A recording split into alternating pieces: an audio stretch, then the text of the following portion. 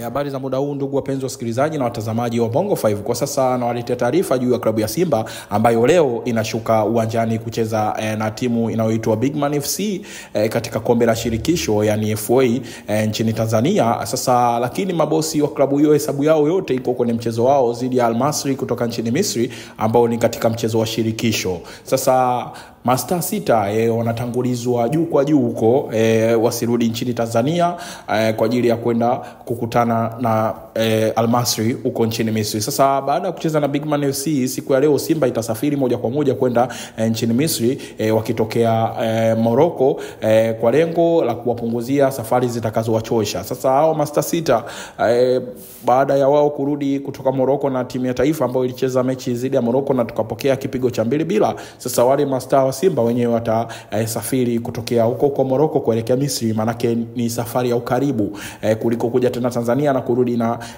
klabu nchini Misri. Kwa hiyo ili kuwapunguzia uchovu. Sasa afisa habari na mawasiliano wa klabu ya Simba Ahmed Ally alisema wachezaji wote waliokuwa Morocco wataunganisha moja kwa moja na kuwahi nchini Misri. Sasa wachezaji wa Simba waliofanyia utaratibu huo wa kwenda Misri ni pamoja na Ali Salim, Abdulrazak Hamza, Mohamed Hussein, kuna Shabalala, sasa Yusuf Kagoma, Kibu Dennis pamoja na Shomari Kapombe. Nyota hao walishuhudia ndoto ya Taifa Stars kucheza kombe la dunia mwaka 2026 ikififia baada ya kukubali kichapo cha goli 2-0 dhidi ya timu ya taifa ya Morocco iliyojikatia tiketi tayari kushiriki kombe la dunia 2026 na sasa hesabu ni za mchezo wa kwanza wa Simba katika kombe la shirikisho barani Afrika dhidi ya Al Masry. Je, kwa maoni yako unaona Simba atatoboa juu ya wababe hawa kutoka nchini Misri?